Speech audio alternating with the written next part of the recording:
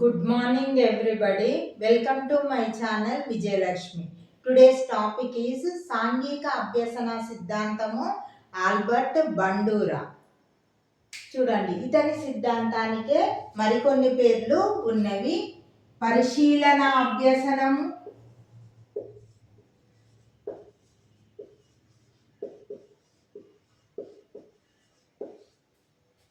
అనుకరణ అభ్యసనం,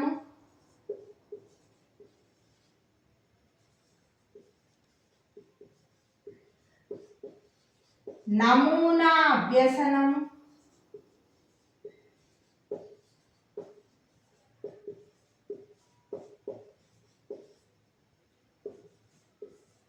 సాంఘిక అనుకరణ సిద్ధాంతం.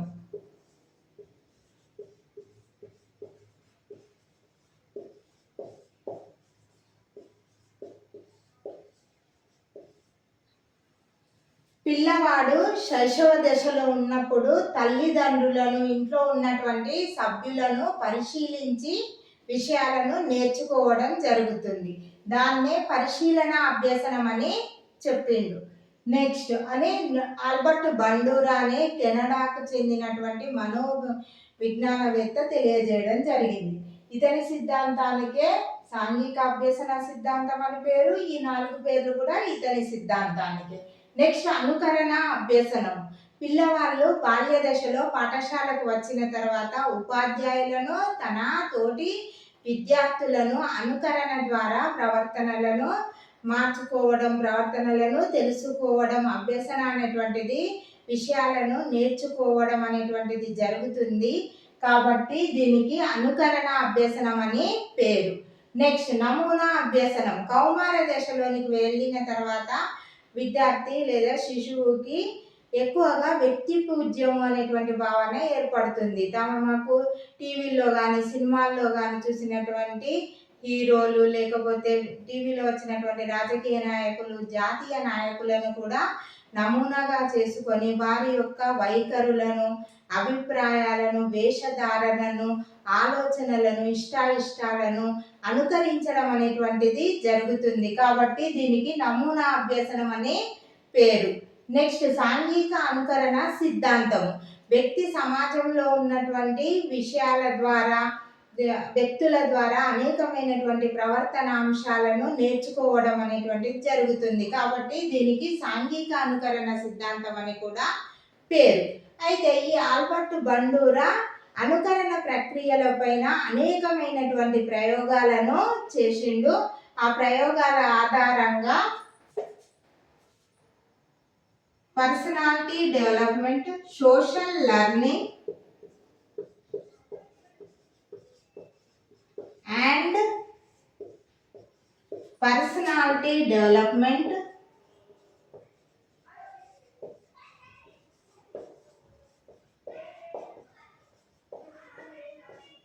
social learning and personality development, psychological modeling అనేటువంటి గ్రంథాలను రచించడం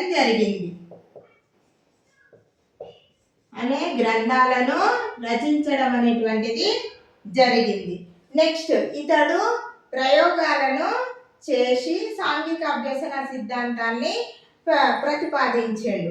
అయితే 2 రకాలైనటువంటి ప్రయోగాలను చేసిండు. ఒకటి బోబోడాల్ స్టడీ. అయితే ఇతడు బోబోడాల్ అనేటువంటిది ఒక ఆట వస్తువు. ఈ ఆట వస్తువును చిన్నపిల్లల పైన ఉపయోగించినప్పుడు ఈ చిన్నపిల్లలు అనేటువంటి వారు అనుకరణ ద్వారా చాలా విషయాలను నేర్చుకుంటారని, అభ్యసిస్తారని తెలియజేయడం జరిగింది. దాన్నే బోబోడాల్ స్టడీ అని చెప్పిండు. Next vicarious modelling.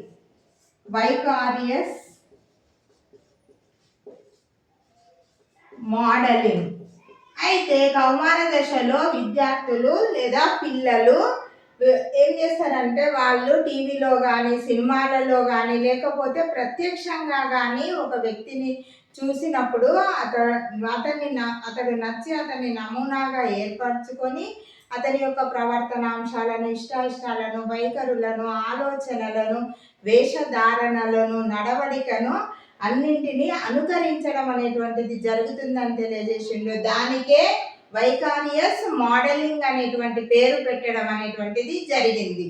ఇతని సిద్ధాంతంలోని సోపానాలు: 1 అవధానము, 2 ధారణ, 3 నిష్పాదన, 4 పునర్బలనము. ఇతని యొక్క సిద్ధాంతాన్ని 4 సోపానాల ద్వారా వివరించడం అనేటువంటిది జరిగింది. 1 అవధానము అనేటువంటి విద్యార్థి పరిశీలించాలనుకున్నటువంటి విషయాన్ని ఏకాగ్రతతో పరిశీలించడం అనేటువంటి, నిశితంగా పరిశీలించడం అనేటువంటిది జరుగుతుందని దాన్నే అవధానము అని తెలియజేసింది. తర్వాత ధారణ, ఈ విధంగా పరిశీలించినటువంటి విషయాన్ని జ్ఞప్తికి ఉంచుకోవడం అనేటువంటి జరగడాన్ని ధారణ అని తెలియజేసిండు. నిష్పాదన, పరిశీలించి జ్ఞప్తిలో ధారణలో ఉంచుకున్నటువంటి విషయాన్ని అవసరమైనప్పుడు ప్రదర్శించడాన్ని నిష్పాదనగా తెలియజేయడం అనేటువంటిది చెప్పిండు. అయితే ఈ ప్రదర్శించినప్పుడు ఏర్పడేటటువంటి ప్రవర్తన అంశాలు, ఏర్పడేటటువంటి అభిప్రాయాన్నే పునర్బలనంగా చెప్పిండు. ఈ పునర్బలనము అనేటువంటిది 2 రకాలుగా ఉంటుంది: ధనాత్మక పునర్బలనము, 2 రుణాత్మక. అయితే ఇది ప్రదర్శించినప్పుడు బహుమతులు కానీ మెచ్చుకోలు కానీ ఉన్నప్పుడు ఆ ప్రవర్తనాంశాలను పిల్లవాడు లేదా వ్యక్తి అనేటువంటి వాడు కొనసాగించడం అనేటువంటిది జరుగుతుంది. దీని వలన ధనాత్మక పునర్బలనము అనేటువంటిది ఏర్పడుతుంది. రుణాత్మక పునర్బలనం అనుకోండి, ఇతడు ప్రదర్శన అనేటువంటిది చేసినప్పుడు నిందలు లేదా దండనకు గురి అయినట్లయితే ఆ ప్రవర్తనాంశాన్ని కొనసాగించాడు. ఇక్కడ రుణాత్మక పునర్బలనం అనేటువంటిది ఏర్పడుతుంది. అయితే ఇతడు అనుకరణ ప్రక్రియలను 2 రకాలుగా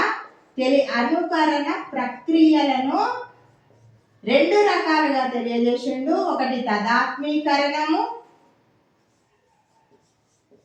2 అంతర్లీకరణము అని 2 ప్రక్రియల ద్వారా అనుకరణను తెలియజేయడం అనేటువంటిది జరిగింది. తదాత్మీకరణం, వ్యక్తి నమూనాగా ఎంచుకున్నటువంటి వ్యక్తితోని మమేకమై అతని యొక్క ప్రవర్తనాంశాలను స్వీకరించడం, ఉద్దేశపూర్వకంగా స్వీకరించడాన్ని తదాత్మీకరణం అని తెలియజేసిండు. అంతర్లీకరణము అంటే వ్యక్తి నమూనాగా తీసుకున్నటువంటి వ్యక్తి యొక్క ప్రవర్తనాంశాలు అనేటువంటివి మానసిక వ్యవస్థలో సంగ్రహించబడడాన్ని అంతర్లీకరణంగా తెలియజేయడం జరిగింది. అయితే మరి విద్యా అనుప్రయుక్తాలు, విద్యకు ఏ విధంగా ఉపయోగపడతాయి ఇతని యొక్క అనుకరణ అభ్యసన సిద్ధాంతాలు? ఎట్లా అంటే పిల్లవాడు ఉపాధ్యాయుని, తల్లిదండ్రుల యొక్క ప్రవర్తనను అనుకరించడం అనేటువంటిది జరుగుతుంది.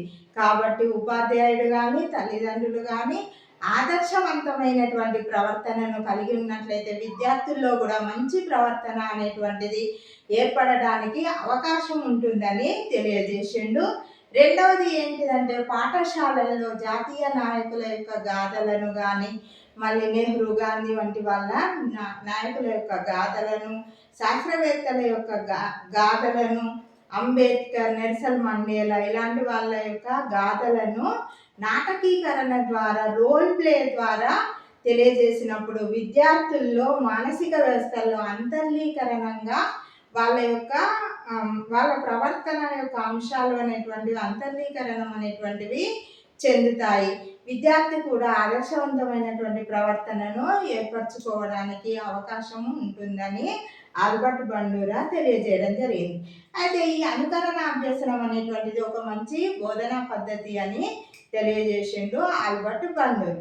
ఏ విధంగా అంటే వ్యాయామ ఉపాధ్యాయుడు శాబ్దిక ప్రమేయం అనేటువంటిది లేకుండా ఆట యొక్క నియమాలను తాను అనుకరించడం ద్వారా, తాను చేయడం ద్వారా, చూపించడం ద్వారా అందులో ఉన్నటువంటి నియమాలను విద్యార్థులు అనుకరించడం అనేటువంటిది జరుగుతుందని తెలియజేసిండు. నా వీడియో కనుక నచ్చినట్లయితే లైక్ చేయండి, షేర్ చేయండి, నా ఛానల్ని సబ్స్క్రైబ్ చేసుకోండి. బెల్ ఐకాన్ను ప్రెస్ చేసినట్లయితే నా వీడియోస్ అనేటువంటివి ఎప్పటికప్పుడు మీకు అందే అవకాశం ఉంటుంది. Thank you for watching.